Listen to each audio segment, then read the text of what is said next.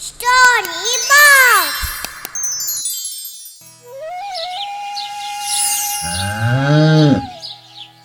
चंदनपुर नामक एक गांव था। उस गांव में ब्रिजवा नाम का एक व्यापारी रहता था। ब्रिजवा बहुत बड़ा धोखेबाज इंसान है। उसे अपनी बातों से दूसरों को धोखा देकर पैसे कमाने की आदत है। एक दिन ब्रिजवा पास के बाजार से कुछ सामान खरीदने निकला। छी छी, आज मैंने एक भी पैसा नहीं कमाया। बाजार जाने से पहले कुछ तो कमाना ही पड़ेगा यार। चलो देखते हैं, आज कोई बेवकूफ आदमी मिल जाए तो मेरा काम बन जाए। ये सोचते हुए ब्रिजवा थोड़ा आगे बढ़ गया। कुछ दूर जाने के बाद उसे उसी रास्ते से एक आदमी जाता हुआ दिखा।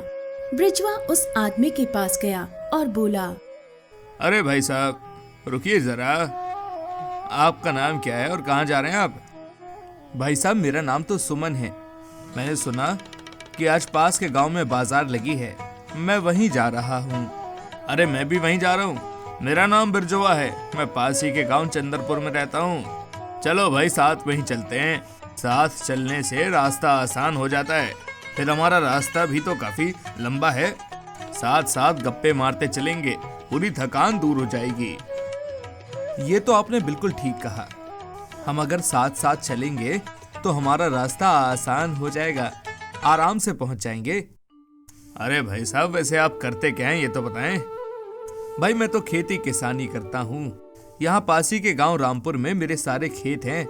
जब सुमन अपने बारे में विस्तार से बता रहा था, तभी एक अन्य व्यक्ति वहाँ से गुजरा। उन्होंने उससे मुलाकात की। ब्रिजवा ने उसे देखा और उसे ये कहा, भाई साहब, आप कहाँ तक जा रहे हैं? मैं यहाँ पास के गांव के ही बाजार में जा रहा हूँ। आप कहाँ जा रहे हैं? ये तीसरे व्यक्ति ने पूछा। ब्रिजवा ने कहा कि हम भी वही बाजार जा रहे हैं। ये कहकर वे अपना नाम और पेशा उस आदमी को बताने लगे। भाई मेरा नाम तो रमन है, मैं सीतापुर गांव से हूँ और एक छोटा सा व्यापारी हूँ। इस तरह उस आदमी ने अपने बारे में बताया। इसी तरह बातें करते हुए तीनों चलने लगे। चलते चलते ब्रिजवा ने अपने मन में ये सोचा, ये रमन देखने में तो बड़ा सीधा साधा सा लगता है। इसके तो चेहरे पे ही मूर्ख लिखा हुआ है। मुझे लगता है इसे आसानी से धोखा दिया जा सकता है। अरे रमन भाई, बस बातें ही करते हुए चलेंगे हम रास्ते में, तो रास्ते का मजा कहाँ आएगा? मैं सोच रहा हूँ कि हमें शर्त लगानी चाहिए, इसमें मजा ही आ जाएगा भाई साहब। कैसी शर्त? मेरा मतलब कैसी शर्त लगाना चाहेंगे आप? हम दोनों एक काम करते हैं, हम मिलकर एक एक कहानी सुनाते हैं, पर कहानी इतनी अविश्वसनीय होनी चाहिए कि उस पर विश्वास ही न किया जा सके। कहानी में सब कुछ झूठ ही होगा, लेकिन असल में वो सच लगना चाहिए। अगर आप इस बात के लिए तैयार हैं तो बताइए फिर।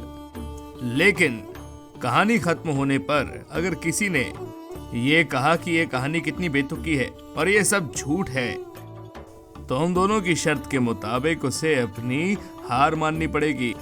और हाँ, ये बात ध्यान रखिएगा, जो हारेगा वो जीतने वाले को 1000 रुपए देगा। एक काम करते हैं, अगर हम दोनों के बीच में शर्त लग रही है तो हम दोनों सुमन जी पर विश्वास करते हुए अपनी शर्त के 1000 रुपए उनको ही हाथ में थमा देते हैं। माफ कीजिएगा भाई साहब, मुझे कोई शर्त वर्त नहीं लगानी। अरे भाई, आप तो बुरा मान गए।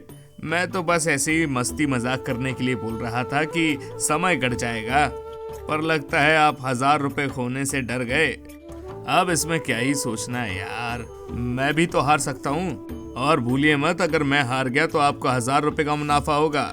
अरे 1000 रुपए में मेरा क्या ही बिगड़ जाएगा, चलो ठीक है। रमन ने डर डर के 1000 रुपए निकाले और सुमन को दे दिए। साथ ही ब्रिजवा ने भी अपने हिस्से के 1000 रुपए दे दिए। चलो भाई, ये मुर्गा तो फंस गया जाल में। अब बस देखते ही जाओ मैं इस मुर्गे को कैसे फंसाता हूँ। चलिए रमन जी, हम लोग शुरू करते हैं। तो सबसे पहले आप कहानी सुनाएं। नहीं, मैं पहले नहीं सुनाऊंगा, आप पहले सुनाएं। अरे वाह, मैंने जैसा सोचा था सब कुछ वैसे ही होते जा रहा है। अब तो मजा ही आ जाएगा भाई साहब। ऐसा सोचकर बृजवा ने भी अपनी कहानी शुरू की। एक गांव में देवराज नाम का एक फल व्यापारी रहा करता था। उसकी एक छोटी सी दुकान थी और वो अपनी दुकान पर लाल रंग के केले बेचा करता था। उसके यहाँ आम सफेद हुआ करते थे, सेब हरे और बाकी काफी फल भी अलग अलग रंग के थे। वो एक फल 2000 रुपयों से ज्यादा में बेचा करता था और ताज्जुब की बात यह है कि उस गांव के लोग उससे फल खरीदने भी आया करते थे उसकी दुकान पर। वो लोग तो अपने अपने घरों में खाना भी नहीं पकाते थे। देवराज के पास एक तोता भी था जो पूरे दिन आंगन में घूमने वाले चूहों को खाया करता था। व्यापार अच्छा चलने की वजह से उसे अच्छा खासा मुनाफा हुआ करता था। लेकिन उस गांव के अंत में कुछ डाकू भी रहा करते थे। एक बार वो सारे डाकू मिलकर देवराज के मुनाफे की बात जानकर उसके खिलाफ एक साजिश रचने की कोशिश करते हैं और एक रात वो चोरी करने के इरादे से देवराज के घर के अंदर घुस जाते हैं।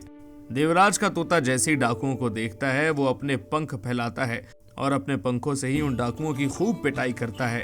वो सारे डाकू मिलकर भी तोते के सामने कुछ नहीं कर पाते हैं और अपनी हार मानकर वहां से भागने का फैसला करते हैं और 9-2-11 हो जाते हैं। जब सुबह उठकर देवराज ये सब देखता है तो वो बहुत ही ज्यादा खुश हो जाता है और खुशी खुशी में वो अपने तोते से शादी भी कर लेता है और आगे चलकर वो दोनों अपना जीवन आराम से बिताने लगते हैं। इस तरह से बृजवा ने अपनी कहानी बताई।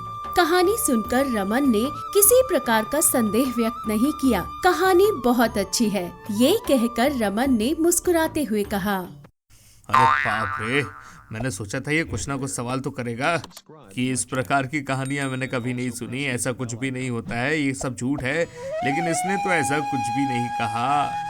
अरे ये तो बहुत बड़ा खिलाड़ी निकला यार। बृजवा ने उदास मन से सोचा और कहा कि अब तुम अपनी कहानी बताओ रमन जी। अब रमन ने अपनी कहानी सुनानी शुरू कर दी। आप लोगों को पता है, मेरे पिता सीतापुर गांव के बहुत बड़े व्यापारी हैं और तो और उनके पास 1000 एकड़ जमीन है, 500 गायें हैं, 500 भेड़ और 1000 घोड़े भी हैं। हमारी शहर में करीबन 100 कपड़े की दुकानें हैं और भी बहुत कुछ है हमारे पास। एक दिन मैं और पिताजी आपस में बातचीत कर रहे थे और मेरे पिता ने मुझसे कहा कि बेटा रमन, हमारे पड़ोसी गांव में एक बृजवा नाम का व्यापारी रहा करता है। वो काले रंग का है और उसके चेहरे पे मूंछें और एक तिल भी है। वो मुझे बता रहे थे कि तुम अगर उसे देखोगे तो ऐसे ही पहचान लोगे। भाई बहुत पहले की बात है, उसे बहुत जरूरत थी तो उसने मुझसे 1 लाख रुपए लिए थे, लेकिन उसने अभी तक मुझे लौटाए नहीं है। उन्होंने मुझसे ये भी कहा था कि अगर तुम धोखे से पड़ोसी गांव चले जाओ और वो तुम्हें कहीं पर मिल जाए तो उसे याद दिलाते हुए ये पूछ लेना कि भाई हमारे पैसे कब लौटाने वाला है वो। ये कहकर रमन ने इस तरह बृजवा की तुलना करी। उसके बाद बृजवा को देखते हुए कहा, ये सच्ची कहानी है बृजवा जी।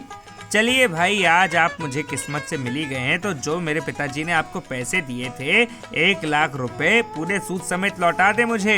रमन ने मन में हंसते हुए बृजवा से ये बात कही। अब बृजवा की हालत बिल्ली के हाथों चूहे जैसी हो गई है। दरअसल इस कहानी में उसके पिता एक अमीर आदमी है, ये कहा रमन ने। लेकिन जब रमन पहली बार मिला तो वो एक छोटा व्यापारी है, ये कहा था उसने बृजवा से।